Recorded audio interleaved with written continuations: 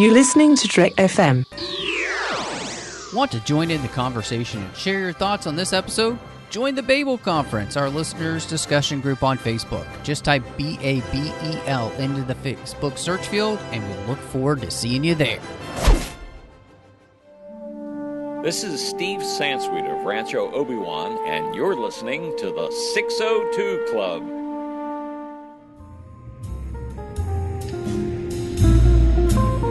There was a little bar in Mill Valley where all the Starfleet trainees used to go. The 602 Club. You know it. I was there more times than I can remember.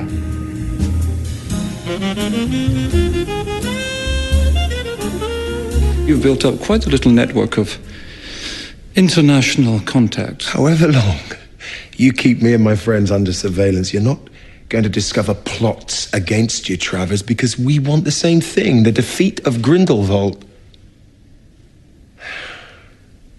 But I warn you, your policies of suppression and violence are pushing supporters into his arms. I'm not interested in your warnings.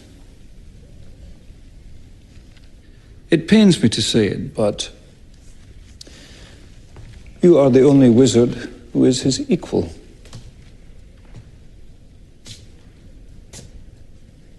I need you to fight him. I can't. Hello and welcome back to the 602 Club. So excited to be coming at you from Wizarding Paris today. I've got to say it looks great out here, and I think, yeah, I don't know about you, Drea, but I feel like wizarding drinks taste better than normal drinks because giggle water is delicious. You have the giggle down very well. Very well. I practice it all day. The drinking the giggle water or the laugh? I mean, both.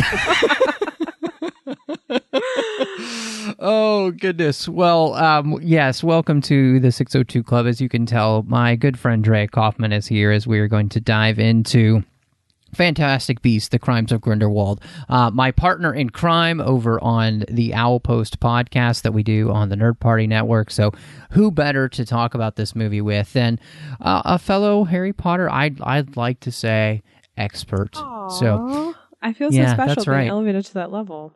Well, I mean, you should feel special. So, quick reminder to everybody, you can find the Trek FM shows wherever you get your podcasts. If you happen to be over on iTunes, give us a star rating review. It helps more people find the 602 Club.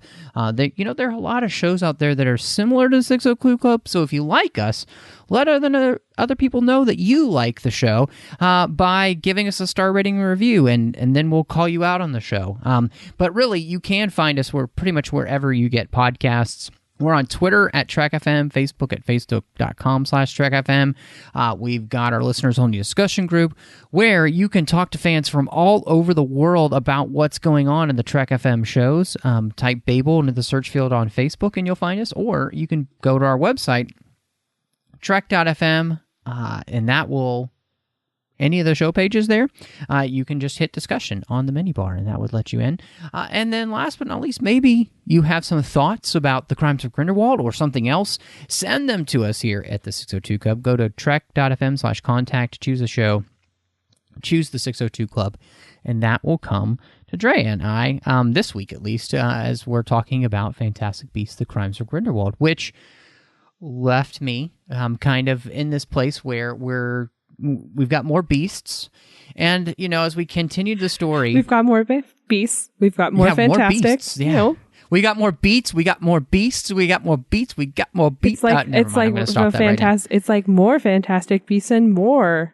Like it's like the faster and the furiouser. Like it's like how that they should have just called it along those lines. It's like too fantastic, too beastie. That's pretty much what we do. More fantastic, more beasts. I mean, now we're just following the Fast and the Furious franchise naming scheme. Mm-hmm, so I kind of wanted to ask you, because this is a much different experience, I think, for all of us as fans. One of the things I was realizing is, going into the Harry Potter movies, we all knew what the story was going to be for a majority of those films. And we already knew what the story was for each movie, because we'd already read the book. And so there wasn't a lot of mystery with those at all, other than, okay, what are they going to put in from the book and what are they going to take out? Or if you hadn't read the books, because I know there's several people who saw the movies and yes, have not that's read true. the books. That's true. You could still find the answer if you wanted to, yes. Yeah, exactly. You could go online and figure it out very quickly at that point. And so, this is a much different experience because it feels more like when the Harry Potter books were coming out and you had to wait. There wasn't anything, And so I kind of wondered for you, we got the second movie now, just how you were feeling overall as we slowly get to experience this movie series in the Harry Potter universe, as opposed to getting to, see movies that we already knew it was coming. I think to some extent, we have an idea of what's coming. If you've read the books, you have more of the Dumbledore backstory than you got from just watching the movies. And seeing as it's the same creator, I assume she's going to stick true to her own sort of mythos. So we do have some idea of what's going to happen. Maybe not like a clear-cut idea, but we have some things that at least personally, I'm looking for in these movies, particularly as it pertains to Dumbledore and his background. So from that perspective, I think we do have an idea of what's happening, and we're getting some crossover characters, in this movie in particular. I feel a little bit like I have an idea where she's going with it, and my husband and I have speculated, and I'm really hoping she proves me wrong, but I'm sort of already assuming she's going down a more traditional storyline than maybe she did with Harry Potter. So I'm sort of hoping she proves me wrong, because if I go through the 5 movie series, because it's 5 movies, I heard someone describe it as the Hobbit movie series of Hobbit is to Lord of the Rings, Fantastic Beasts is to Harry Potter. As I get through these 5 movies, if I get to the end and I have predicted all of the major plot twists, I'm going to be relatively disappointed. So I think it is similar to the books. I definitely felt like this movie was reminiscent of the 4th Harry Potter book, not just because we just finished reading that, but also because I think some of the things that maybe didn't sit well with me in this movie are the same things that didn't sit well with me at the end of book 4. So I can feel it's the same person. I can feel that same writing and structure.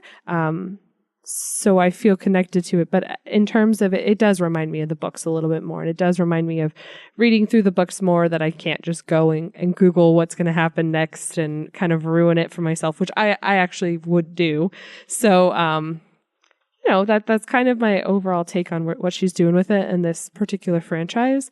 I know there's a lot of people out there who are pretty upset and feel like she's just sort of cashing in. But I kind of like when you create a universe and then you play in it beyond your main storyline. So I'm kind of trying to look at it from that perspective. Like, we have some crossover characters, but I think she's just creating more and new in a world that she spent so much time and energy describing and creating. Yeah, I really like the way you put that. In many ways, a good friend of mine, Aaron, put it this way as we were talking. He's like, he said that he really appreciated it, and I 100% agree. She's not writing these stories for the novice. She's writing these stories for people who know the Harry Potter series, and in many ways, the way that they do the Marvel movies now, they don't write them for you really if you haven't seen them. If you haven't seen them, that's your fault at this point. And I think she's definitely, and I think that helps because us as fans, because then we're just enjoying the story nature of it the same way we did with the books, where every time a new one came out, we just really dug into it and we're reading it, and then we had a ton of questions at the end and we couldn't wait for the next one. I feel like she's kind of doing that same thing. And I think that, let me put it this way. I don't think that the Harry Potter movie series, if the books didn't exist, would have done as well. Because the majority of people who saw those movies had read the books, and therefore could fill in all the gaps, right? I don't know if that's true. because majority of the people I know who are interested in the series have actually either not read all the books or read them after.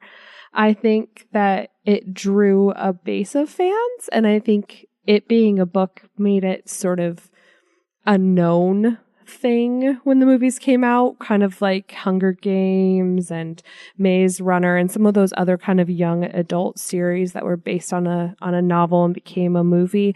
Like I saw the Hunger Games because I read all the books, but I know that's not true to a lot of people. But them being books and being in existence and having that like cultural familiarity, I think helped it become more successful. So I agree with that point, but I don't think that majority of the viewers had already read the series. So I agree with your ultimate conclusion, just not how you got there. I that's interesting.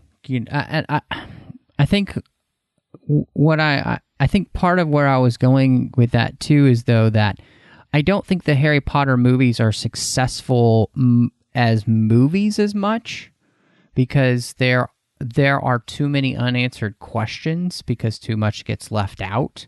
Whereas I think that these are actually more successful as films because they're written specifically for film. Like everything you're supposed to know is in the movie, right? There isn't anything, and so I think in that sense, it's better film wise. And therefore that's something that's most interesting to me. And I think I said this on the first one too, just where we are in this is that I'm enjoying the fact that I don't know what's coming. Like every movie, I have to go in, I have to watch it, I have to digest it, I have to sit with it, I have to think about it in the same way that I would do with one of her books when I was reading the Harry Potter series as they were coming out.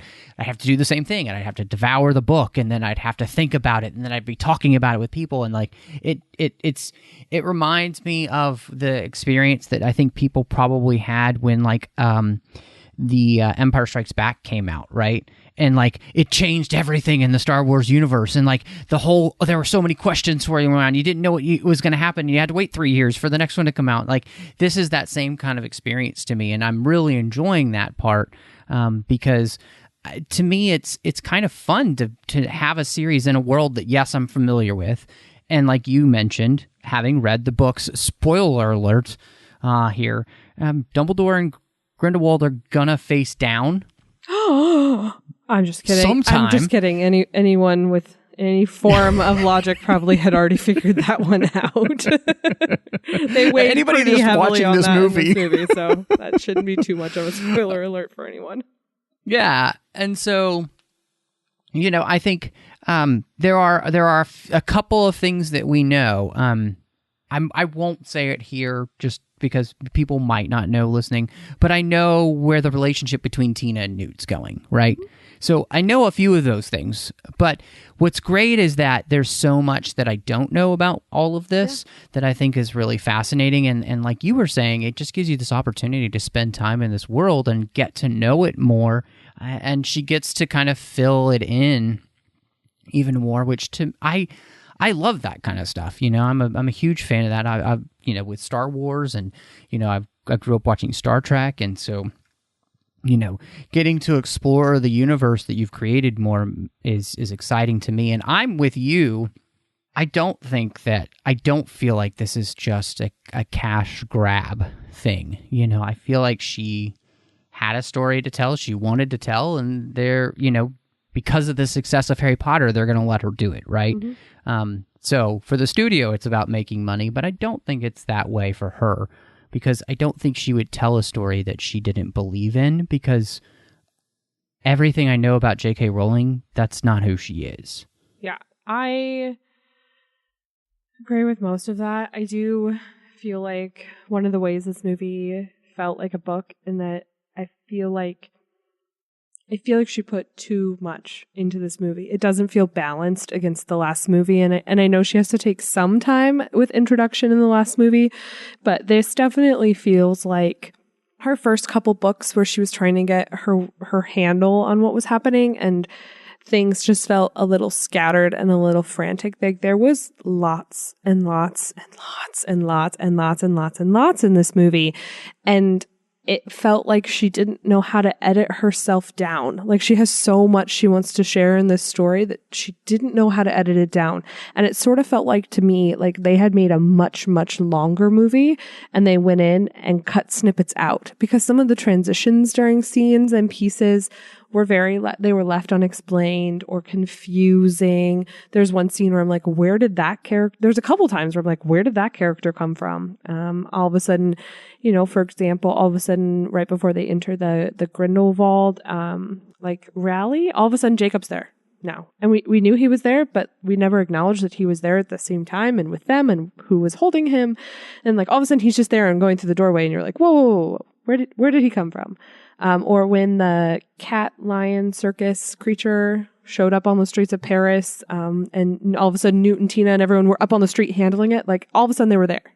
And you're just like, those transitions were rocky. And it feels like there's something missing from there, like they had to go in and take out. And so it just felt like it just felt rocky. Like she was struggling to create a screenplay from scratch without having that guide of her book, like she's had in most of the other situations where she's kind of had this book and she can go in and sort of parse it out and see how it's going to play out before the screenplay gets created, versus she's literally writing it from scratch and then turning it into a screenplay. So I think that it didn't work super, like there are parts like I'm willing to commit to the rest of the series just because I do love the universe and I want to see what happens story-wise, but this movie in terms of content was challenging for me. There was too much. Interesting. I would have liked to have seen some of this bleed into the first movie or some of it have bleeding into the next movie. And I get why some components couldn't kind of translate, but she introduced a lot of characters, some of which didn't feel necessary or are going to pay off down the road, like they do in the books, where she'll introduce a character in book 2 and then pay it off in book 5 of Harry Potter. But right now in a movie, it's really challenging to have people remember that and to follow that when it's not in written form or when you're not spending hours with, like 20 hours reading a book or 10 hours reading a book. You have to, like, it feels like she's creating a story that I feel like is going to either be very, very tropey and cliche or going to be very difficult for me to follow. And while Harry Potter cut a lot out of its books to make the movies, I feel like it was successful in at least streamlining the story it wanted to tell. It wasn't as thorough or deep as the books, but I don't think you can ever do a one-to-one translation from a book to a film. It's very challenging, and I don't know that I can think of anything off the top of my head where that successfully happens. And I feel like she's trying to force a book into a movie here. So it felt forced. But I'm liking the story. I'm liking the angle she's taking and that overall approach, but the execution of it felt off for me. Yeah, I don't think I agree with you. I didn't expect that you would, so. Yeah. I do think that there's a lot in this movie. I will heartily agree to there being a lot. But to me, I guess I expect that with her. And so it doesn't, I'm not surprised and just as you, I've read her so much, even her other works of fiction, her mystery series, that like I'm so attuned to her writing style that this just doesn't shock me at all that there's so much going on and I've just got to keep up. It doesn't shock me either, but it doesn't mean that I thought it was executed well in the forum in which she's executing. I will say that always my first time of seeing a movie like this, especially when it's something that I've been waiting for, I really do have to see it again to kind of like confirm where I land, just because there's so much writing on the first viewing. Just like, even just do I like it, and so I will say it definitely flows so much better that second time, just because I know what's coming, and then I can pick up all the things maybe I missed the first time. And so that was really helpful for me, was being able to get a chance to watch it again. But yeah, I don't know. I've heard other people say what you're saying, but I just don't feel it. And maybe I'm just weird, which is a good possibility. Well, I mean, I know in other times that we've reviewed movies that you and I kind of come at things like on opposite ends. Like we both either really like the story, but I don't like how it's done, or you don't like how it's done and I like how it's done. So I didn't expect you to agree with where I was coming from. But I think that sometimes is good. It gives kind of those parallel sides, and you kind of get to talk about it from all angles. I did like a couple of the subtle nods she put into things in Harry Potter in this one. In terms of you had to kind of be a super fan, if you will. You definitely had to be a Potterhead to catch some of them. One of which I think is the fact that we meet Nagini for the first time of the entire series here, which is interesting, and you're implored to find out where that journey takes her, that character, because that becomes a crucial part of future storylines. Additionally, we saw the Elder Wand, which was very quick and very subtle, but it was there. Yeah, there was a couple other little nods. Including one of my personal favorite professors from the Harry Potter series. We ran into McGonagall, which was really interesting. I mean, we expected to see Dumbledore, but I don't know that any of us really expected to see McGonagall. Well, and there's a good question, because that could be the McGonagall problem, because in the Order of the Phoenix, which we're reading right now for Owlpost. She says that she's been teaching at Hogwarts for 39 years, and I think the year that takes place is 1996. So if you do the calculations, she's born most likely, and because of what we knew about her story, people assumed she was born in 1935. And so she should be teaching there in the 60s. Right. Yeah. And so it creates this conundrum, quote unquote. And so now she has given McGonagall a lot more backstory. She wrote about it in one of her short stories books that she compiled the writing she did from Pottermore. And she does say that McGonagall grew up in the early 20th century. So, and that's the only date that she gives. And so to me, the fact that she also works for 2 years at the Ministry, we also know that. And right after that, she goes to teach at Hogwarts under Dumbledore, who is the head of the Transfiguration Department. And so, honestly, if Rowling has decided that she wants to push back her character's birth, I'm kind of okay with that, because, honestly, it's something that a lot of creators have done. Tolkien literally rewrote parts of The Hobbit to make it fit with what he created in The Lord of the Rings. So, it's not that abnormal to have a creator do this, to realize they need something to shift. And moving her age is in the long scheme of things is really not that big a deal. Like, at least to me. So, and I don't think that, because Rowling doesn't do anything on just because, that always has a purpose. I think that she's going to be a character that'll probably be important later on, especially maybe even in reference to the fact that she almost married a Muggle. Her parents had a struggling marriage, had a hard marriage, because her father didn't know her mother was a witch until she started. McGonagall, Minerva, started, showing signs of magic as a kid, which was a true shock to him. So I'm kind of wondering if she is going to play a bigger part into the rest of the series because of that, those experiences. When we look at like the relationship between Jacob and Queenie, and so for me personally, it's like, if she decides, McGonagall is born earlier and is closer to the age of Dumbledore, I'm cool with it. I was trying to see and trying to think, and it has me stumped a little, because, mommy brain and vacation brain and turkey brain and all that.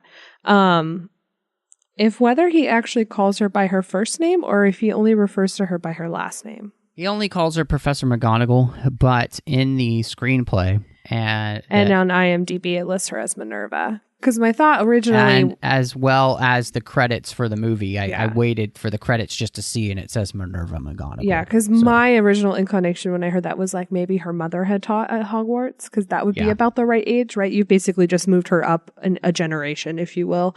Because my original thought was, maybe her mom taught, and because her mother was a witch and her father wasn't, and that whole thing. So like maybe that's where that came from. But yeah, and I mean, they still could make that change if they needed to, but I think that sort of blew that theory out of the water with just the way that the screenplay and everything refers to her. There was an intention to call her Minerva, even if it was never done in the film. So yeah, I think it will be though interesting to have her in there because of her similarities to the sort of underlying theme of what we're talking about, because of this whole one magical parent, one Muggle, no Madge, whatever you want to call them, all 8,000. The can't spells is apparently all the thousands of names apparently they have for the rest of us. Peasant, I don't know, whatever. Fodder, not mommy, not wizard. But it'll be interesting because we have several characters who have kind of, she's a parallel to that, right? Just like Harry was a parallel to Voldemort, right? Like there was a choice she had to make. She could be angry about it or not. So similar stories, similar storylines and backgrounds. And I'll be really interested to see kind of how all of that gets handled. But yeah, she was a nice little cameo, but it is going to be interesting to see at what point in the storyline we find her, right? Like, is this post her fiance? Is this during or pre her fiance? If she sticks with the original storyline, it should be post her fiance, and she should be sort of in a grieving period, or a jealous period. But yeah, it was a surprise character that I don't really think anybody saw coming, or was expecting to see here in 1927 Paris. 1927 is when Hogwarts, but it definitely could prove to be a challenge if she doesn't sort of address that. However, we also know that McGonagall is an expert with time travel and time manipulation, that she, taught Hermione how to use the time turner, and she was very cautious about, the warnings and things like that. So there could be something to that as well. And we know that Rowling has played around with that in some of her other works. So it wouldn't be a terrible surprise if that becomes part of the explanation for McGonagall. But I hope she doesn't change her too much, because we share the same birth date. Not birth year. Yeah. Let's be honest here, people. I'm not that old. I'm old. I'm not that old. But we share the same birthday, and I like to brag about that. So I hope she doesn't change her too much, so I can't brag about that anymore. So I did some calculations, and Minerva is most likely 20 when she starts teaching at Hogwarts. And so I did some calculations that she'd need to be born in 1890 to be a first-year professor when Newt is 13. And that is when the first flashback that we see takes place, is when they're 13. So that could definitely just be her first year teaching. And then it also makes sense that the flashback when Dumbledore is teaching Defense Against the Dark Arts, they're 16. So that switch could have then taken place in the 3 years, because he'd still be about 9 years older than Minerva. And so, which makes sense, because you always feel like Dumbledore's older than her. And so, and in many ways, I don't see the harm if she decides that for the story that she's telling here, she needs Minerva to be older. It's really not a big deal, because it doesn't really affect anything else that we know from, McGonagall in the book series of Harry Potter. Like, it just doesn't. It doesn't change who she is as a character then. It just makes her older. Whatsoever.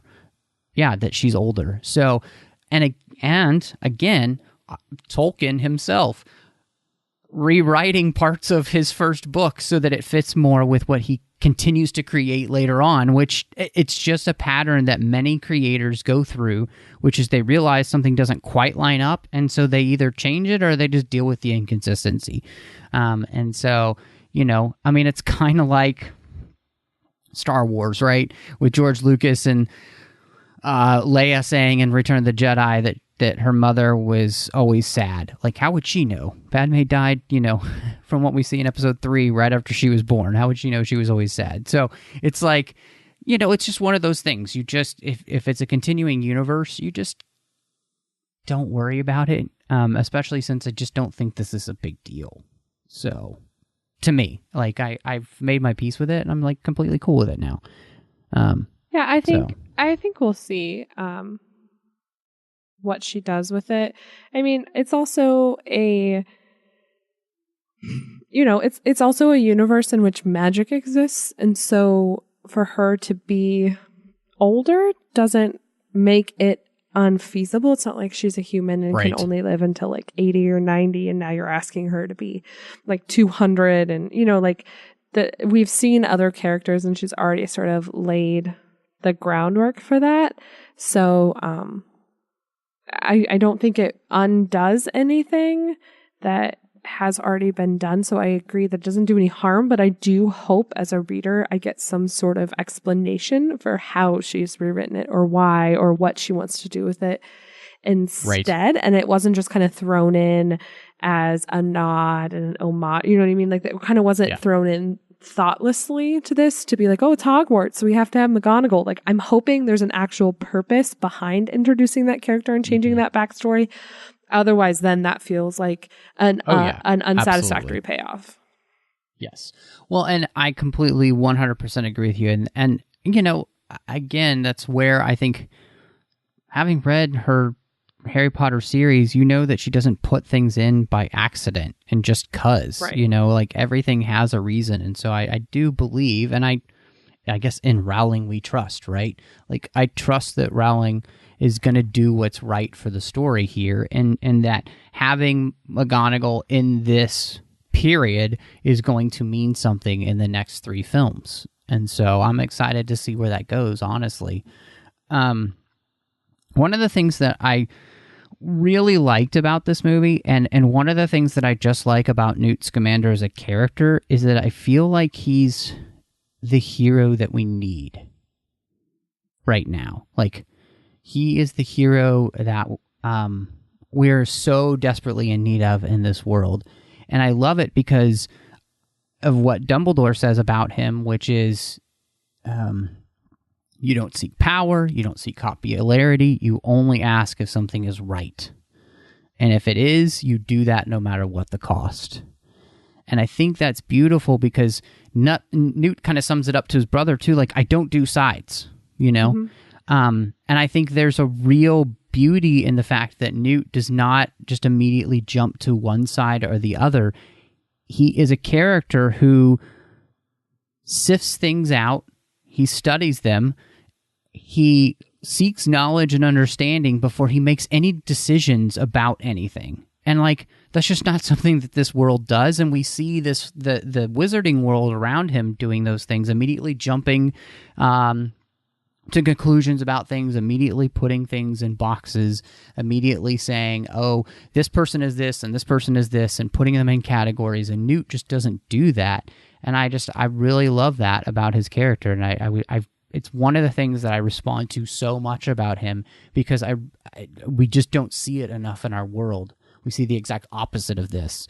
And so I really resonated with watching Newt say, no, I don't do sides. I agree with that. It's a refreshing approach. And it's different from her other sort of scenarios where you sort of immediately had to choose sides and things like that. And like the Harry Potter series, you kind of had to choose one side or the other because one was clearly evil and dark and the other one was not, right? In this case, where it seems different and the message that Grindelwald is selling is different from that of Voldemort. It almost feels like Voldemort took the message and put it on steroids, which I think is the point. Yeah.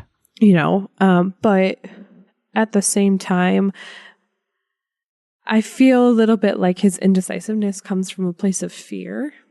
And I feel like that's part of her story in this one, is that he's sort of always been afraid to be seen, and he's been afraid of people knowing who he is and being misunderstood, which is clearly happening throughout both of these films, is they just don't understand him, and that he's different, because you're right, he doesn't immediately choose sides or show loyalties or anything like that. You kind of have to earn your way into him as a character, right? You see that Dumbledore has sort of earned his way, earned the loyalty and the respect from Scamander, but it almost comes from a place of fear. And I feel like for me that was really solidified at the end of the film, where he stands and fights with his brother against the blue flame dragon of Grindelwald, and at the end he says, I've chosen my side. To me, that was just that pivotal kind of character arc moment where he goes from I'm not going to be afraid and hide in the shadows and hope that I can just kind of ride this one out, to I'm willing to stand up and I'm willing to fight. So for me, I always kind of thought of it from that way, and less of like he's being a coward and more just like there's something about him that just feels like he never fit in and he doesn't want to fit in. He just wants to be in the shadows. He wants to be left alone. He wants to be able to do his thing. He never wanted, he's similar to Harry in that sense in the beginning of the series, where he never wanted any of this, right? So that's how I kind of always took that, is it wasn't so much that he wanted to think and make decisions from that standpoint, but he just genuinely didn't want any part in this. Like, this is not his battle. It doesn't have to be him. Like, why does it have to be him? And then at the end, I think he sort of accepted the fact that he has to choose sides and he can do something. And so he should do something, and he's decided he will. Going from the beginning where they ask him to do something and he says no, to the end where no one's asking anymore, he's just stepping up. And I think that's a big arc for this film and how it plays out and how his character plays out. But it is refreshing to not have someone just jump in as the chosen one, right? He really feels like he needs to wait and see if there's something he can do personally or if it can be somebody else. So it's very different. I resonate with that too, because, at the beginning, he and this is what I love about Newt, is he genuinely questions everything. Yes. He even questions Dumbledore at the beginning, which I love. Mm-hmm. The fact that, the almighty Dumbledore, Newt's basically kind of raising his hand, why can't you just do it? Why, why does it have to, why do you need me? These kind of things. And so what I think is really neat about Newt is I do think that there's a part of what you said in there, but I also think there's this thing about Newt where he is specifically always just looking to test each side the same way that he kind of tests his creatures, and not in a bad way, but he studies them and he learns about them and he makes observations, and by those observations then he figures out, as Dumbledore said, you simply ask, is a thing right? And so he's constantly looking and taking in all the information and asking himself, is this right? And Newt clearly has a very strong moral code of what is right and what is wrong, and that we should understand things first so they're not misunderstood, and then we can make a good judgment call based on good understanding. And so when he makes the decision at the end, and he says, I've chosen a side, one, he's seen the way his brother came in, which he doesn't really trust his brother in this, but he's seen the way his brother came in. He didn't come with wands raised. He was trying to avoid a fight, and I think he's clearly chosen the side that he's also just heard exactly what Grindelwald wants, and he doesn't want to give it to him. Yeah, he doesn't want to be any part of that because it will destroy everything that he holds dear, which is because Grindelwald cares nothing for what Newt cares for. Yeah. Which is everything that everybody in the wizarding world doesn't care for, which are the beasts, along with everybody else. Because you also know Newt's love for muggles, and I think this is what's so important about his relationship with Jacob from the first movie to this movie. It's like you see that Newt cares about all the things that other people don't, even in the wizarding world, and that's what makes Newt pretty special. And if I hear one more time somebody talk about how Eddie Redmayne's performance is just awful and how he'll never look anybody in the eye, Eddie Redmayne even came out in an interview, and if you hadn't got that he's on the spectrum, yeah, I was going to say, then please just shut the hell up. Like, seriously, just shut the hell up, because Eddie Redmayne is playing a character who is on the spectrum, and I think that's really important for people to have representation of a hero that's just like them. And I think it's an important character trait to portray, because what makes him different on that spectrum is also what makes him able to do the things that, like we were just talking about, everybody else is choosing sides, but his unique perspective is helping him make the right choice. Yeah, I think that's for sure. awesome. I was going to say, much like the original Harry Potter series was sort of, and had this underlying theme of depression as this deep, dark mental illness. I feel like this one speaks to mental illness, but differently. You know, it points to Asperger's or autism as having this unique perspective and this new unique view on the world, and this incredible value it brings to looking at things from a new perspective and to talking and asking those questions and being uncomfortable. And the fact of the matter is that even in those situations where, you know, and I even said so in the first movie, it was hard to follow and have him not make that eye contact.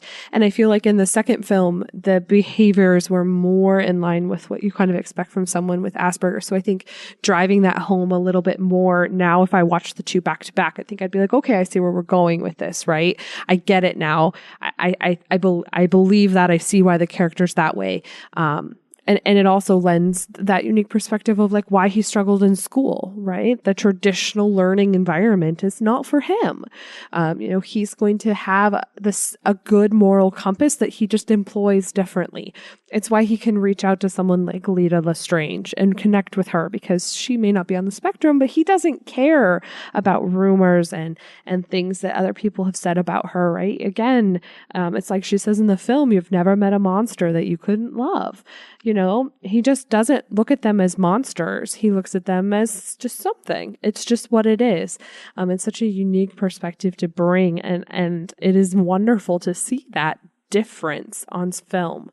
And to see that, you know, he's even struggled to talk to Tina in this one.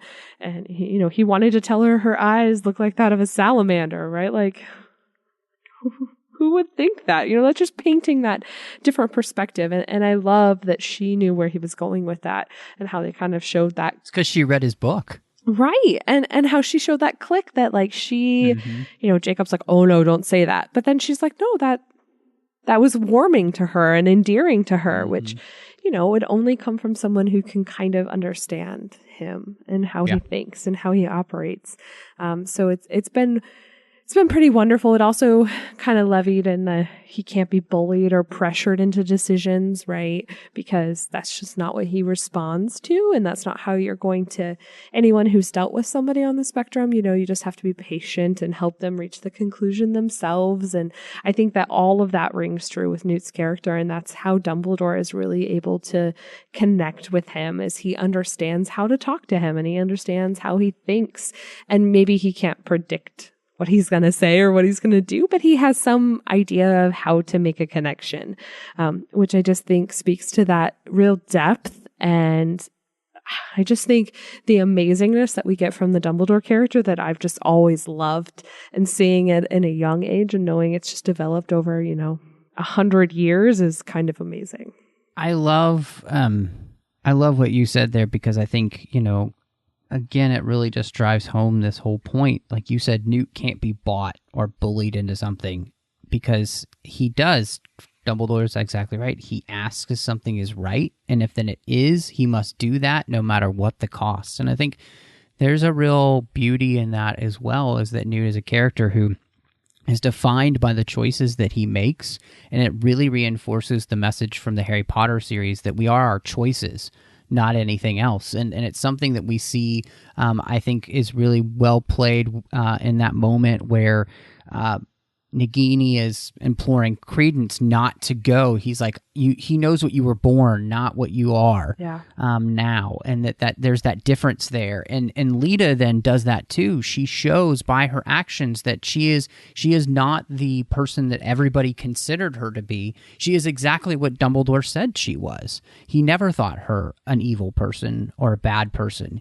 And she shows that in her actions by giving her life to save two men that she loves. And I even love the moment where she says, I love you. And she's saying it to both of them. And she's saying it in different ways to both of them. And neither of them necessarily probably knows exactly who's getting what out of that, but it means so much to them. And that sacrifice, that choice, puts her on a side as well. And I think That's the thing that she's reinforcing from the Harry Potter series, which is it is our choices that make us who we are, and those choices that define us are the ones to whether or not we are going to be selfish or selfless. And what we see in this film, as in the Harry Potter series, it's those that are selfless that we consider to be the good side.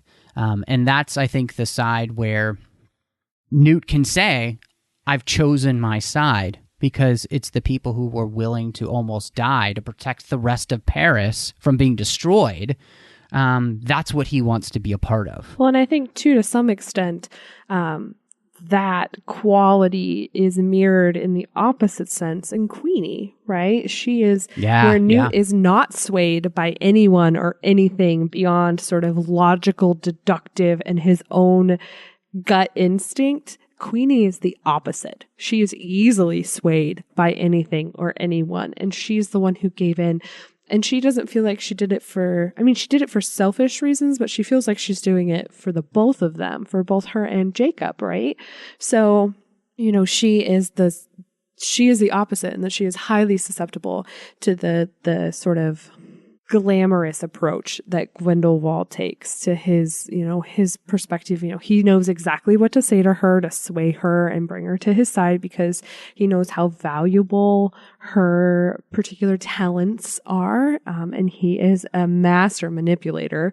And that's exactly what he's doing here, and he cannot do that to Newt, which is why Newt is a good counterpart to this in this battle against Grindelwald. And I think that's exactly what Dumbledore knows, is that he is not afraid of Newt being swayed, because there's very little to nothing that can sway him if he doesn't want it. And so I think that that's an interesting sort of counterbalance there, to show the strength of one and sort of the weakness of the other. And you feel for her, and you feel bad, and it's a different way than you felt when someone would go to like Voldemort's side, where it was pure evil and there was nothing to justify, and there was no sort of way of explaining why you chose that path beyond just being kind of a dick. So in this sense, I think, she's doing what she believes she's doing for love, because she's so forbidden to do that in this day and age in the world, seeing as that's just so anti everything right now. And the fact that she even went so far as to put a spell, an enchantment on Jacob at the beginning to get him to marry her.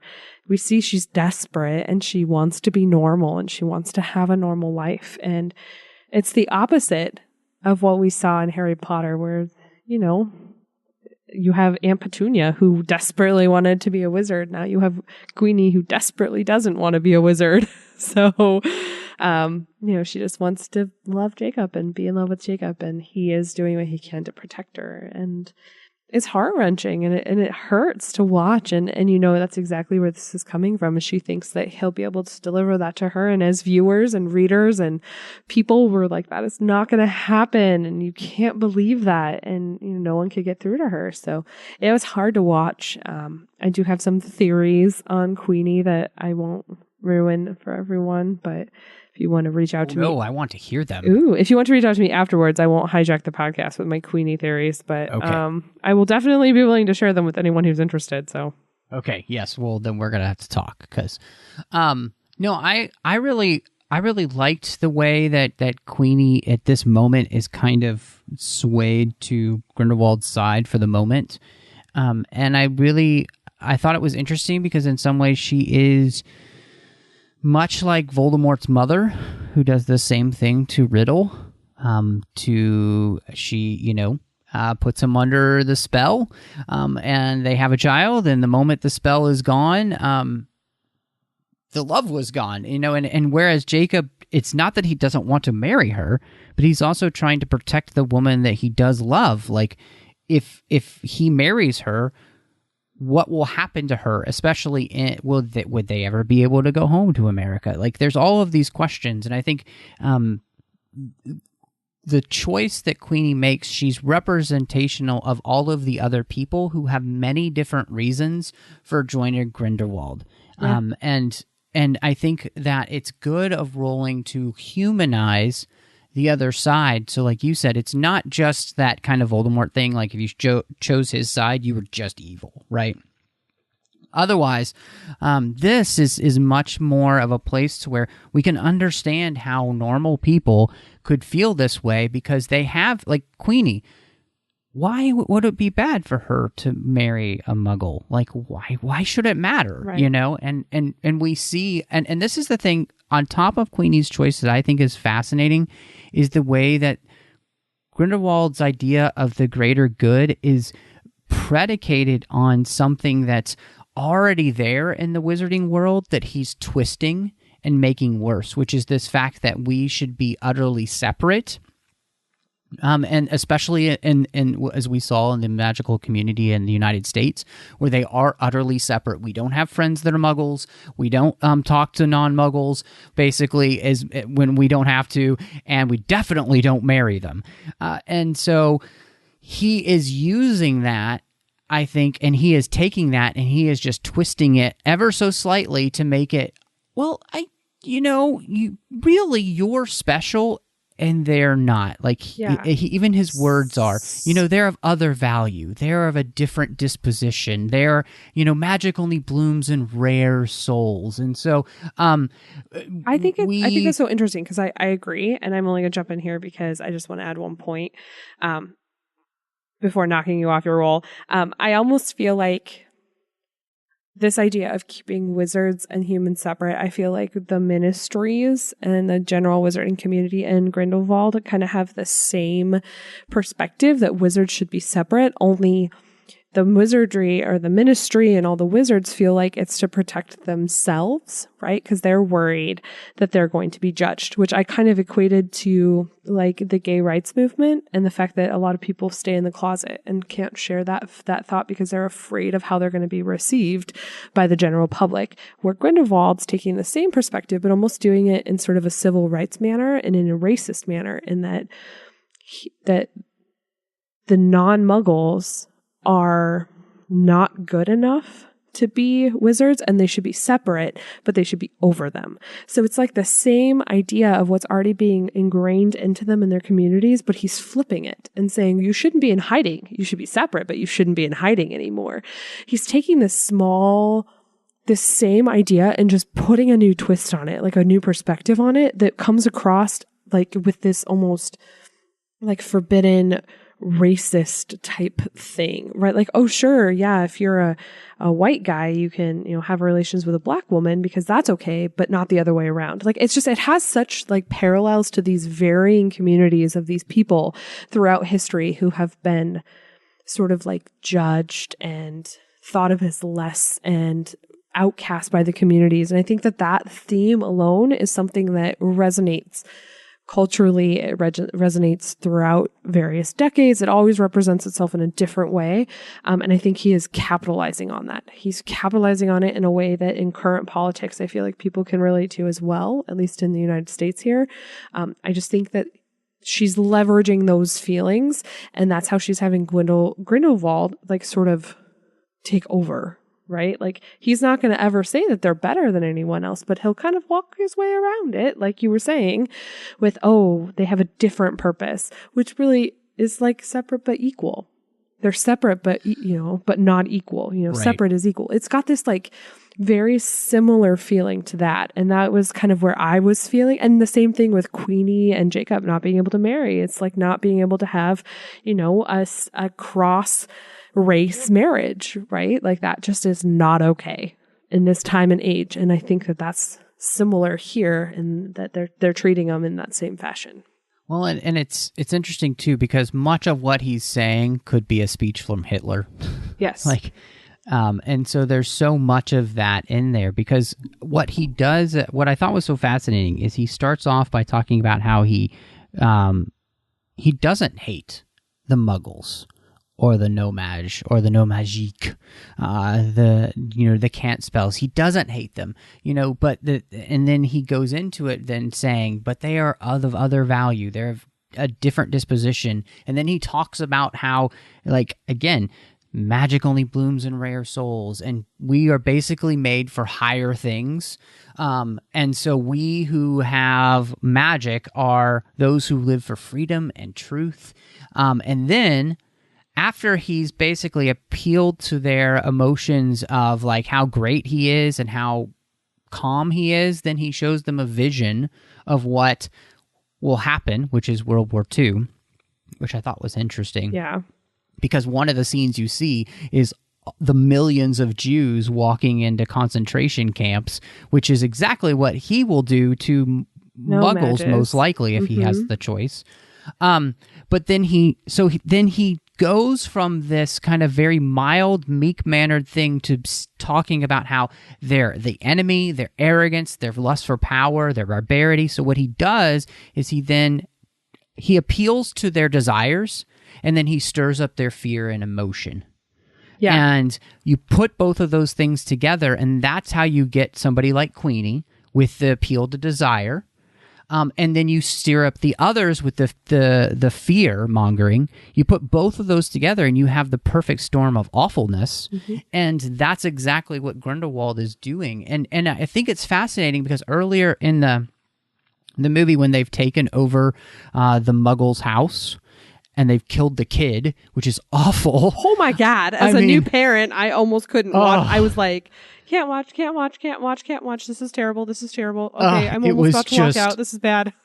Oh. It was a hard scene to watch, but I think it obviously makes him very evil. But it's interesting that the woman that's with him, the main woman, her name is actually Rosier. You know that name from Harry Potter. Mm-hmm.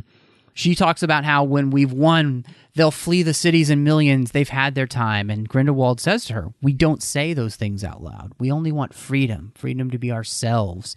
And it's this thing that it creates the Grindelwald, which is he is the person who uses a bit of truth and wraps it in a bunch of lies. So it feels like something you should believe, but it's way down deep, it is just nasty, ugly, and horrible. And we see that because what he says is not necessarily what he does. And that's that whole point. You're who you are by your actions. And the actions we see him take, he's an awful human being. Well, it's just, it's one of those things where, like, I feel like from a Newt perspective or even a Tina perspective, it's too good to be true, right? It's just one of those things where, like, what he's selling you have to stop and ask yourself, is this really possible? And if it is, what's the sacrifice that is going to be made by others in order to get that? And that's where you sort of walk into that overall concept she addresses here, which I want to count. I want to know, when people listen to this podcast, who else sort of had this moment of the greater good, right? Because that plays throughout here. And they actually say at some point, it's for the greater good. And I instantly went to Hot Fuzz and that movie where they're like, the greater good at the end. That's instantly my husband and I looked at each other and we're like, the greater good. But yeah, I mean, it still plays into that, right? Yeah, just because you can selfishly accomplish this freedom, what sacrifice has to come with that? And why can't we do this in a peaceful manner and in a conversational manner? Like, there's a reason why wizards are hiding.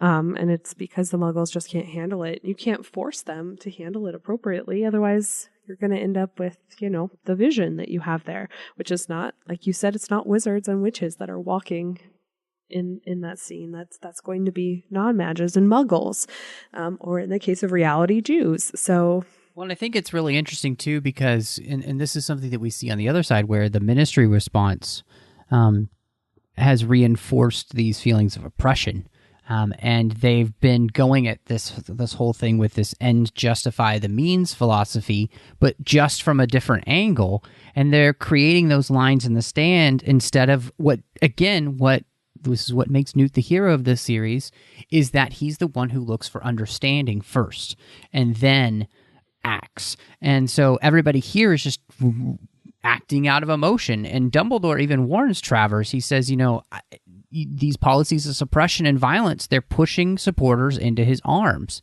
You're actually playing in to exactly what he wants, which I thought was great because we get that turn for Theseus, his Newt's brother, where he says, it's not illegal to listen to him. Do not make us what they say we are here. Yeah. And that's exactly what this whole thing has been about, because, and this is kind of the creepiness of Grindelwald, is that he has set all of this up. And in many ways, he's like the Palpatine of this series, because he wants that to happen. Mm-hmm. He needs that to happen. And he knows it's going to happen because one of those Aurors is going to strike out and he's going to kill somebody. And it's going to create the narrative then that he needs to continue forward.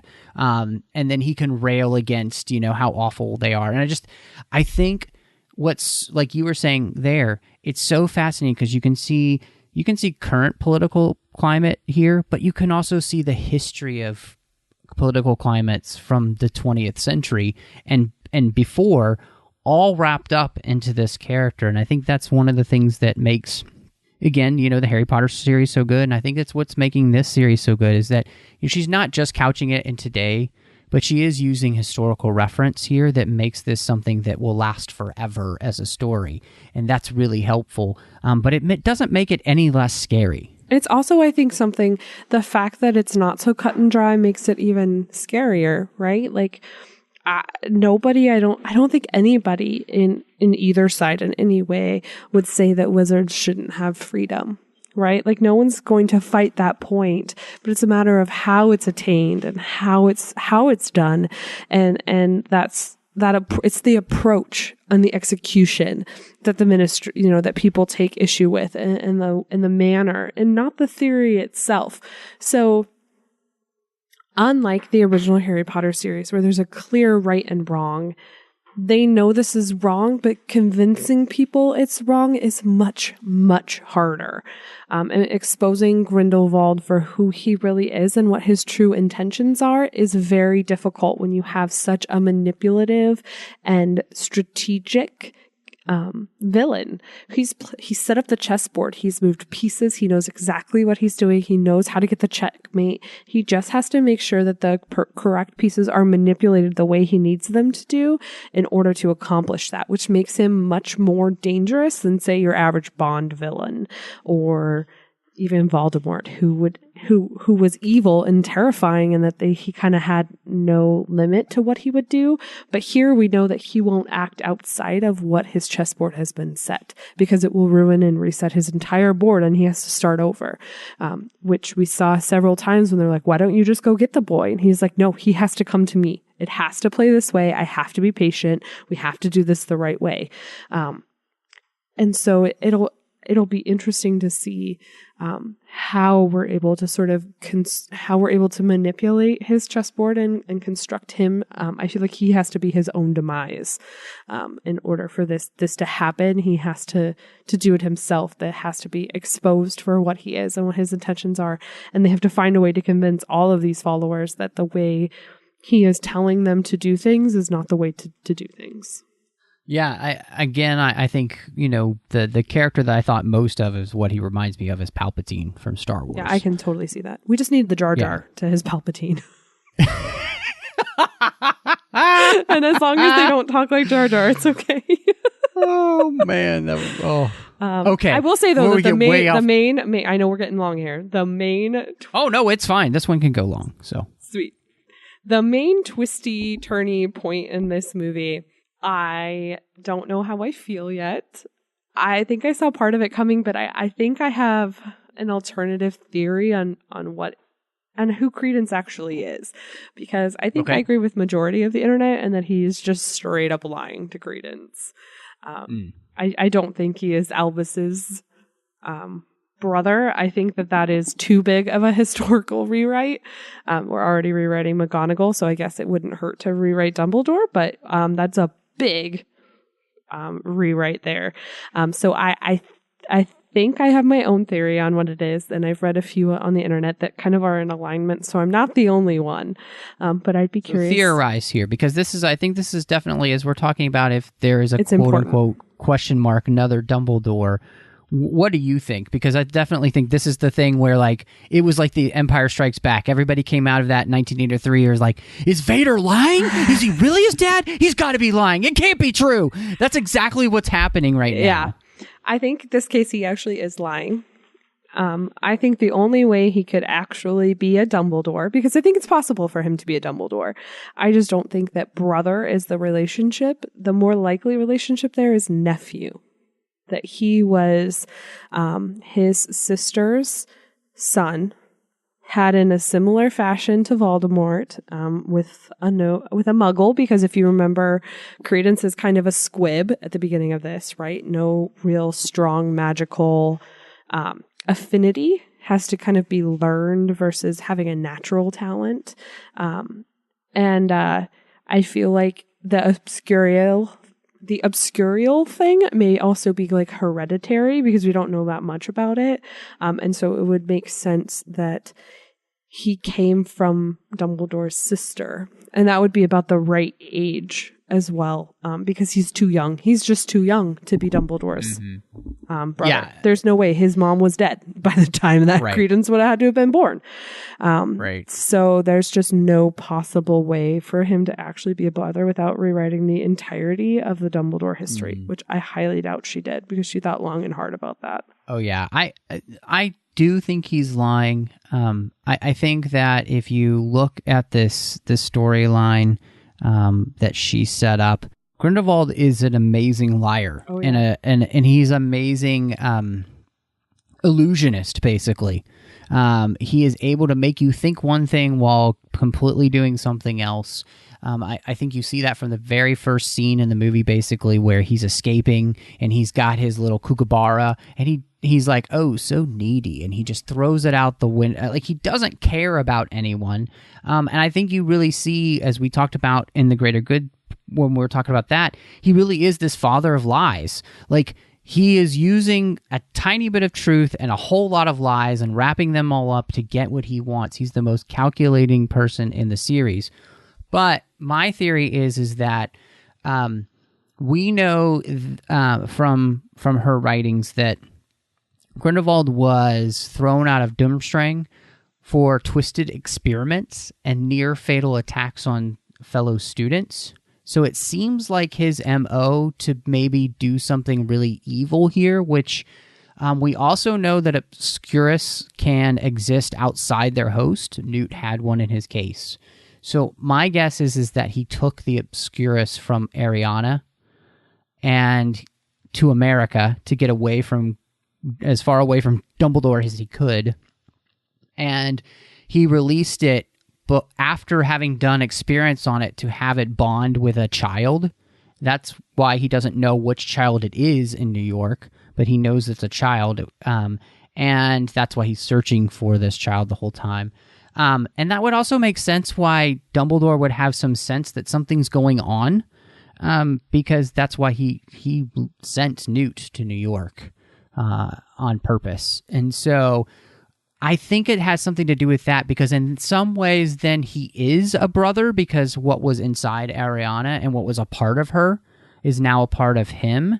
And so he's saying something that's kind of true from a certain point of view.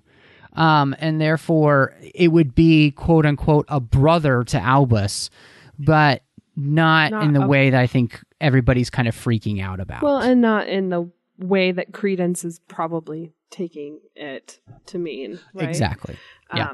I do think that it's not the whole truth. I don't think we had our Luke moment here. We didn't have our Empire moment.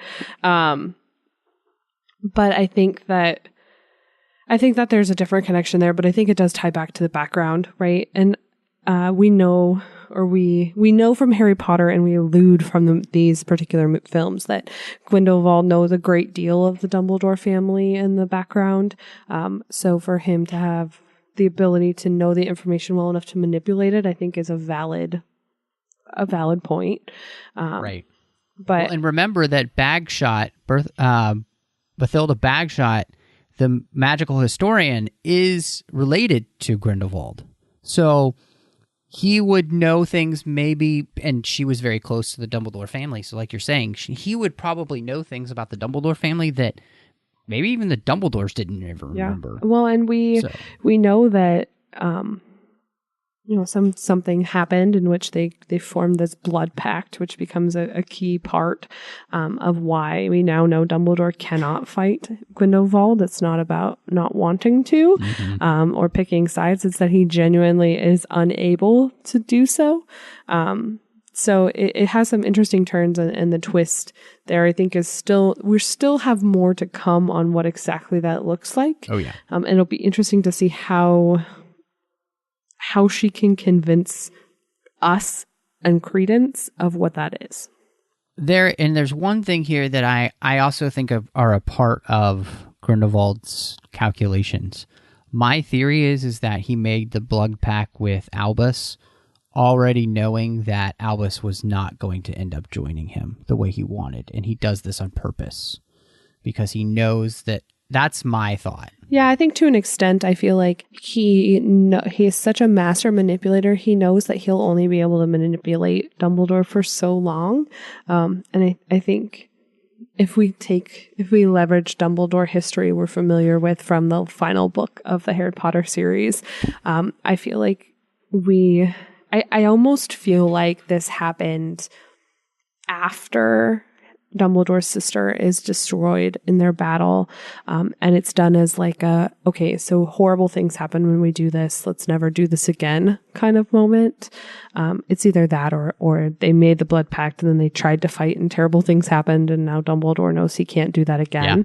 But either way, I agree. I think that Grindelwald knows that he won't be able to sway someone like Dumbledore, at least not long term. And, this is still after his transition away. And I thought that the comment he makes to Newt early on about, you don't value power, you just value what's right, is really true to Dumbledore. And I feel like if you know his history, you know how much that actually resonates with him and the sacrifices he had to make to learn that and how he must envy Newt for not having to endure those same sacrifices to live that way, to have learned that lesson. So I just think it's so fascinating, and it'll be really interesting to see how this relationship sort of plays out, especially because I feel like I don't know who's going to be the aggressor here, because Grindelwald is smart and that he's usually not the one to commit any of these crimes. He has others do it for him. He did not kill any of the people in that house, nor did he technically order it. He just sort of alluded to the fact that it would be nice to have that space, So it would presume that he would not want to initiate or instigate any sort of physical altercation himself, for fear that it would sway his whole pacifist-like argument. So I think there's a lot to come. There's a lot to see and how this is going to sort of develop. But there was a lot in this, including a couple of, including another cameo beyond the Elder Wand. We get another Deathly Hallow nod with Nicolas Flamel in this one, who was very reminiscent to me of a Princess Bride character. Yes. He had this very quirky, weird Billy Crystal behavior to him. He did. I like that. I didn't even think of that, but you're absolutely right. And I think he did a good job. And I like that he came out kind of powerful. I would have liked to have seen maybe a little bit more of his standalone fighting and how that looked, because they kind of talked it up and then didn't really deliver on it, right? It's been 300 years since I fought or whatever. And then, or 50 years since I last, was in a battle. And they're like, we have faith. And then he just kind of blends into the group of fighters. So it kind of would have been nice to see his kind of spectacular power for a few moments before they become a group of power. But I thought it was kind of a really interesting turn and a nice use and nod back to the very, very first Harry Potter book, by including him and by having him be the safe house and the friend that Dumbledore knows. I do kind of wonder if the symbol on the door of the safe house has anything to do with actually with Nicolas Flamel, and if we were to look back in any of the Harry Potter lore, if that symbol meant something and we kind of should have seen that coming, or and being like an uber fan to know that, or if that was just sort of a made up symbol for the manner of this movie. But yeah. Well, I do know that the symbol that's on the front of the book that he pulls out is a phoenix. Okay. So I'm thinking that is the Order of the Phoenix at this time, which I love that he's flipping through all those. And it's neat because in the screenplay, they actually tell you who it is that he's talking to. And it is a professor from Ilvermorny. So we've actually met our very first Ilvermorny professor, which I thought was really cool. That Dumbledore, as they mentioned earlier, has all these international contacts. And I just thought that was a really neat little moment. To expand the breadth of the Wizarding World and to see that this is an international matter, even more so than just the U.S. and now Paris and, England and all that. So it's really expanding to all of these various worlds and showing how far the touch and how far this silver tongue, as they refer to it, really can reach. I think, I really enjoyed the Nicolas Flamel character. I thought he was really fun. And I think, again, it's one of those moments where, yes, you want more of him. And I think Joe is going to give that to us in the rest of this series. I think he'll play a part in it, which is great. I'm excited to see that. I just loved seeing more beasts, too, in this. I thought that they were all done really, really well. I mean, who doesn't love baby nifflers? They were adorable, and the Kelpie that was in his den downstairs was amazing looking. I mean, I felt like they really worked hard to get these beasts to look great with the CGI, so that was really cool. But I think the thing that I really responded to so much in this was, I think Jude Law is perfect as Dumbledore. I liked him. I think he did an excellent job. Yeah. I do. Yeah. I agree. I have no complaints. I think he outshined a lot of the characters. I think Eddie Redmayne gave him a little bit of a run for his money, but I also feel like he was holding back because he knows he can't overshine everything else, right? Like both the actor and the character. I think the character itself carries so much weight that it's very easy to kind of overshadow everything else and to overpower that, seeing as he's already this powerful and respectable character, right? He already has status and we already buy it. So there's no need to like oversell it. But I will say, of everything in the film, I think the thing I least appreciated was really the underuse of the female characters. Tina basically could have not existed in this movie. She didn't contribute anything. Like, yeah, she did things, but overall the character really only existed to be Eddie Redmayne's love interest and not anything that sort of had her stand alone. Same with Queenie, and I don't think it's going to play out this way at the end of the series, but in this film, standing alone, Lita Lestrange did a lot, but also we don't really understand her in terms of, so she was in love with Newt and now she's marrying his brother and we don't know why or how or what happened, and she doesn't seem to want to, but she's making a choice. No one's forcing her to do it. So it's confusing. So while you appreciate her sacrificing herself, you still sort of wished for more depth beyond this sort of love for two men to the character. They all felt, all the women in this film in particular felt a little tropey. And that's not something I usually expect from Rowling. I usually expect her to give her characters more than that. So I'm really, really hoping as we go through the remainder of this series, we see her using those characters more and giving them more of an opportunity beyond what they got in this film. But I did sort of not appreciate the underutilization of the female characters beyond them enabling the male characters. So, my 2 cents out there. I'll throw my little feminist rant out there. I want to believe there's more, so I'm willing to give it a choice, but it was a very, very male-heavy movie, and it's a very, very white male-heavy movie. While you had a couple of diverse characters, they felt more token and not diverse. So that's not as much as I expect from her. She usually does a pretty good job with diversity. So that's again where I feel like there was just too much going on for her to really focus on some of those things that I find important as a viewer, but don't always find their way. Yeah, I wish, because I really like, how much I love the character of Queenie. So this was a tough movie to watch her in. Yeah. Because of the decisions that she makes. And feeling it felt tropey for her to make these sort of like desperate, because they don't feel like she's making it, I don't know, they feel like they're making it for a man instead of for herself. I didn't get that at all. I feel like that, as she says to Jacob, she says, I was the brave one. I was the one who had courage. I did what I did because I want what I want, and what I want is you. So yes, she wants Jacob, but it's not just about him. It's about what she wants. And so like she took action.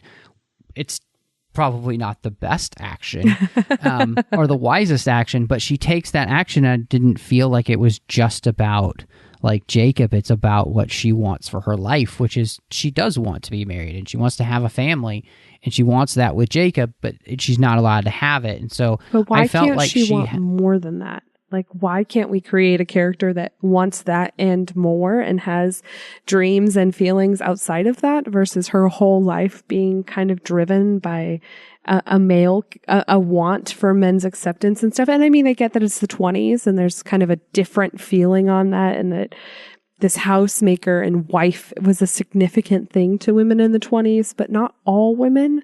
And if we had gotten sort of a counterpart of Tina in that, because I do feel like that's the relationship with the sisters, right? Like Queenie wants this traditional 1920s housewife thing. That's kind of just what she's always wanted. And then Tina has always been the career woman who wants more, but we didn't get the counterbalance in this movie. We didn't get both sides. We didn't get her strong and her focused on her career and driving that and not being distracted. We also had to give Tina a boyfriend. Like there was just a few things in here that I felt like didn't help me get strong female characters. It made them just things that were used to enable a plot for the men. So I want more from it, and I want to hope that she pulls more out of these characters going forward, because there are so many great things you can do with these women. I mean, I think that's part of the point, is that Tina is such a strong character for Newt. She gets to be that strength that Newt doesn't have. And that's part of that relationship, is that they're a good counterbalance between those. But I also need these characters to stand on their own a little bit. So I'm hoping in the next film she can allow them to sort of stand to themselves, because now Queenie is just a servant of Grindelwald, right? Again, just in service to that. So again, in service to another man. So I'm hoping that, Rosier will have her moment to stand on her own 2 feet and be the evil character that we need her to be, in her own way, and not just as a devotee of Grindelwald, right? So I'm hoping some of these characters get more as we go, and I hope the diversity of the cast, particularly the character's name is slipping my mind, but the other, the one who is Lita Lestrange's half brother. Yusuf Kama. Yes. Yeah. I hope we see more from him, because I think we can do more with his character, but I'm a little afraid now that he doesn't have revenge to seek, that he'll sort of drift off into the nowheres because he no longer has a battle to fight. I think Nagini is the only character of any sort of diverse background or diversity standpoint that we might keep. Well, I know we'll keep her at least for a while. We'll keep her for the next 100 years, guys. The name should be a dead giveaway. But I still think that I want more. I want more from that perspective. It was unnecessary in some ways to do some of the things she did, and that's probably why, like, to me, it feels like a book on film that didn't quite translate right. Yeah. I think I'm a little different because I feel like she's doing what serves the story, and she's not trying to force what doesn't serve the story. So I think that here, this story just didn't happen to be as much about those characters, even though I still feel like, Tina is a great character who tried to move on with her life when she thinks, that Newt's gone, and she wants more. And so she's going to keep doing her job to the best of her ability. And she happens to find somebody else too. And like she's moving on with her life, I think that's commendable as a character. She doesn't have as much to do in this movie, but I also appreciate that the character that we do get here is somebody who's tenacious, who's shown to be good at her job, and much more confident and capable in this movie than she felt like in the first movie. Like, she feels like she's kind of leveled up in that sense. She seems to have become a much better orer, and a person who's much more in control of her emotions and everything, which I think is an interesting and a good aspect. I disagree with you about Queenie in the sense that I don't think anybody just wanting to be a mom and a wife is a bad thing. If that's your choice, you're free to make it. It's what you want. And as long as you get to make that choice, that's what all that matters, There's nothing wrong with that. I'm just saying, we talked earlier about autism as representation, and if you're talking about the like any sort of female wants and needs and having that same representation, it wasn't broad. It was, we see the wife and mother and the romance and all of that in lots and lots of films. That's very well represented. The idea of her being more than that is not well represented. So. And seeing that there's nothing wrong with the representation, it's not bad. It just wasn't balanced out with any other sort of representation.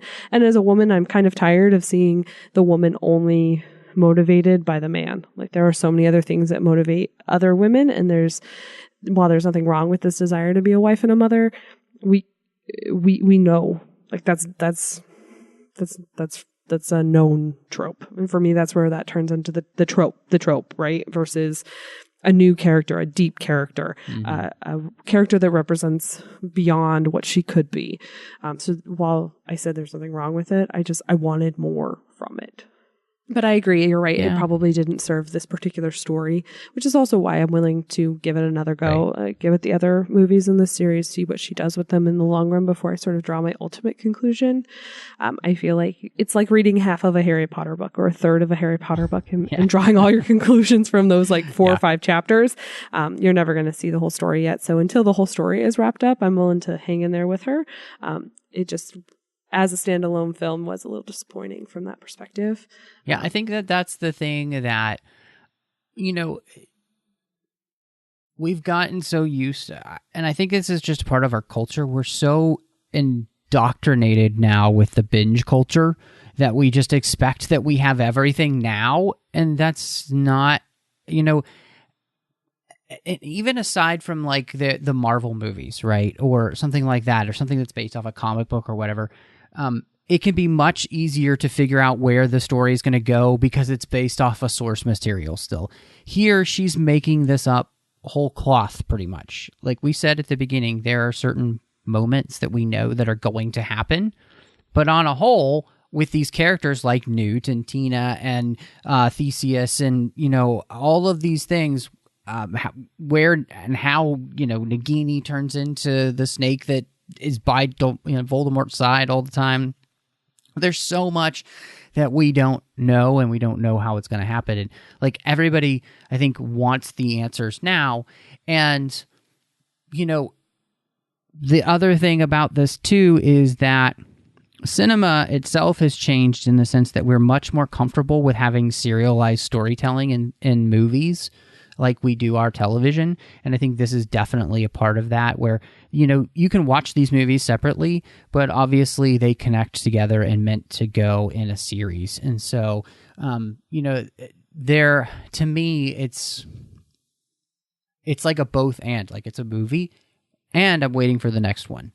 So, part of that process and part of it for me, the waiting is really fun, just as it was with the Harry Potter series when I was reading it, and you'd spend 3 years waiting for her to release the next one. And those 3 years were spent talking with your friends about what was going to happen in the next one. And I've had so much fun with friends talking about this one, about what's going to happen and, what does this mean and all that stuff. And to me, that's really enjoyable. I have not had as many conversations or thought as much about a movie as I have this one in years. I hate that. That is the part I hate about things. Like, I'm the person that doesn't particularly like to watch current run stuff because I want to look up what's going to happen next so I can set my expectations accordingly. So I'm the one who, I bought the 7th Harry Potter book the day it came out and read the entire book as soon as I bought it because I needed to know what happened. I wasn't going to wait anymore. I wasn't going to take my time. I wanted to know. I wanted to do it. I wanted to process it. I wanted to read it over again. It's just I'm very different from that perspective. And I know that there's not a lot of people like that and that it's unique. And so for me, the waiting between movies is not enjoyable. It's excruciating. I have to almost pretend I don't know it's coming. I don't know that this happened. I have to be oh, great. Okay. I'm going to put this on a shelf and not watch it again until the third one comes out. And then I'll watch 1 and 2 and see 3. So it's just it's very different. I just don't want to see it. I don't want to see it. I will wait. I like to wait till shows are in syndication and then watch all of it.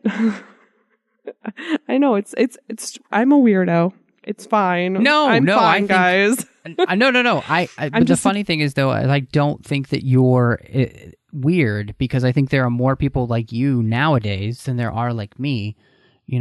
I'm older, and so. I am. That much older than me, you are.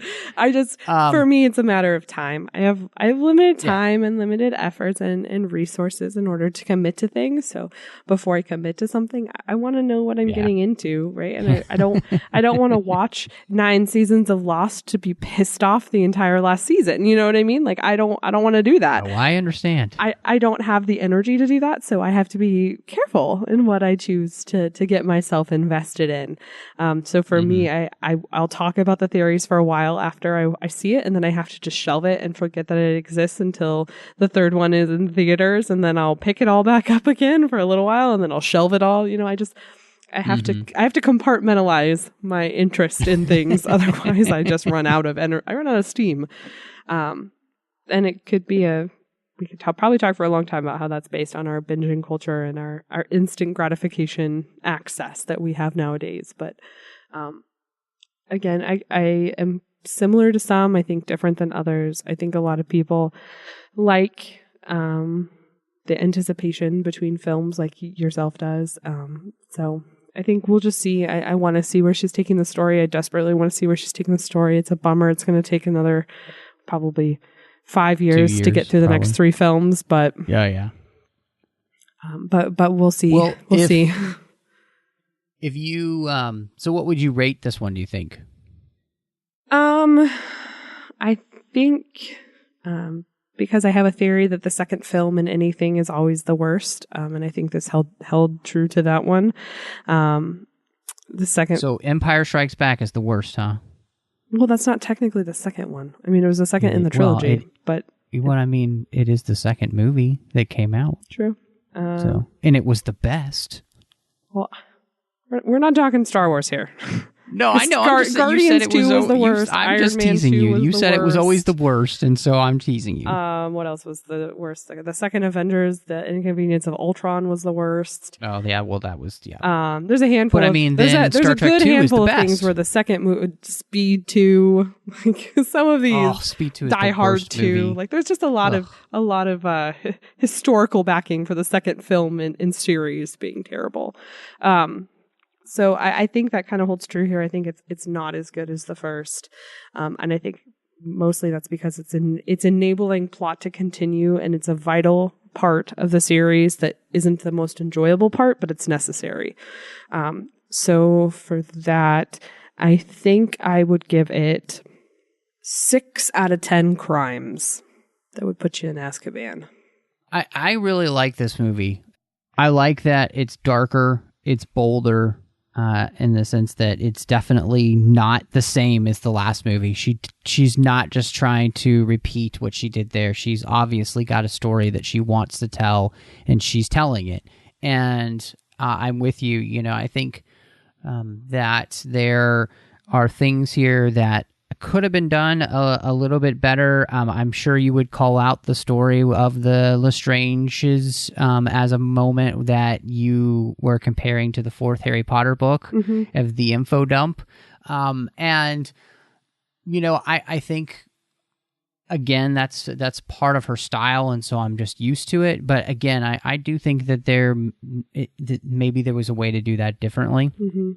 So, but on a whole, I really enjoyed this movie, and I enjoyed even seeing it. I enjoyed seeing it again, and I kind of love the fact that it's jam-packed with stuff, because it makes it worth rewatching, you know, and it makes it worth going back and like really digging into things and maybe picking up cues you missed the first time and all that kind of stuff, which I really enjoy that stuff.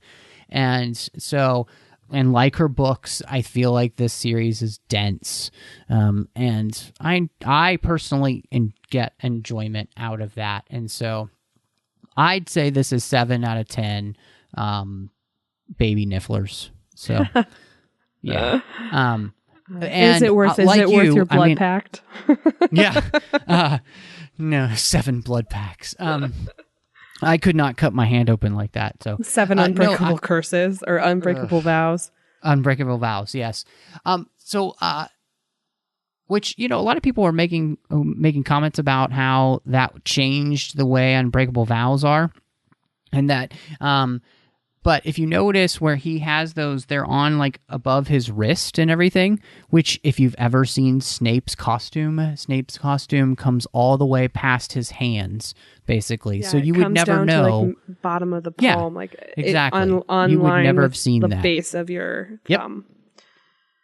So, and he keeps pulling it down throughout the rest of the series. Yep. He does like a weird tucky thing. Yeah, this is, I mean, I'm right on the edge of my seat in the sense that I even tweeted to JK the other day. I was like, so Fantastic Beasts 3, when's that coming? Basically, you know, like I am ready. I'm with you. Guessing early 2020 would be my guess. Yeah, probably. They probably did similar to some of the Harry Potters where they're filming several at a time. Yeah, the first one was in 2016. So 2 years. Yeah. Okay.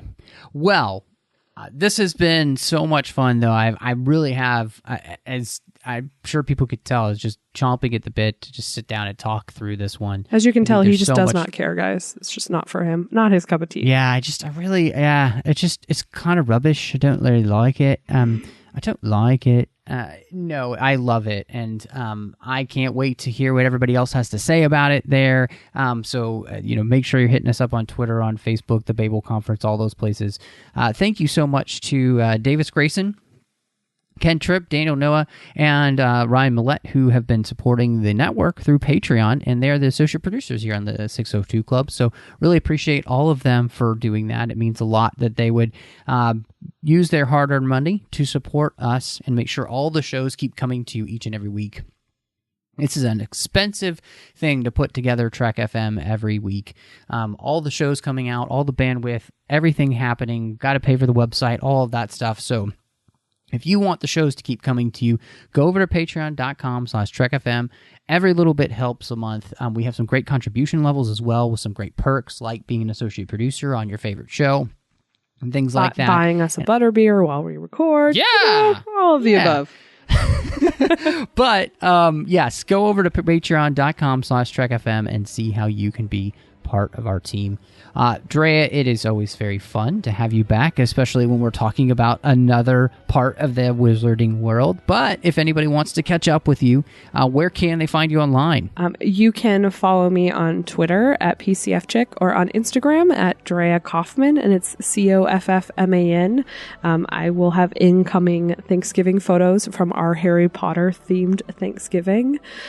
So you have actually something in the universe to look forward to there, especially my adorable daughter all dressed up in her little Gryffindor outfit. In fact, she's sleeping in a little Snuggle this Muggle onesie right now. Oh, so cute.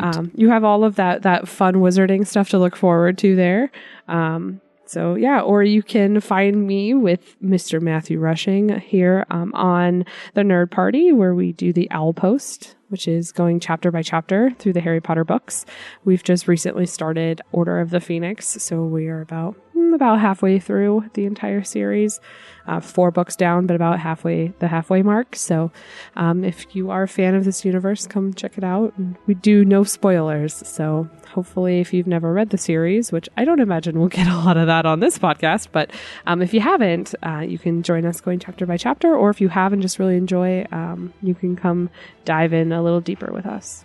And I hope you will, because it is a lot of fun to do. You can find me here on the network with Chris Jones talking about Star Trek Deep Space Nine and the Orb. I'm also on the Nerd Party Network as well, not just on Outpost, but on Aggressive Negotiations, talking about Star Wars each and every week with John Mills. And then I'm doing Cinema Stories with my good friend Courtney as we talk about films through the lens of faith. But thank you so much for joining us, and y'all come back now, you hear.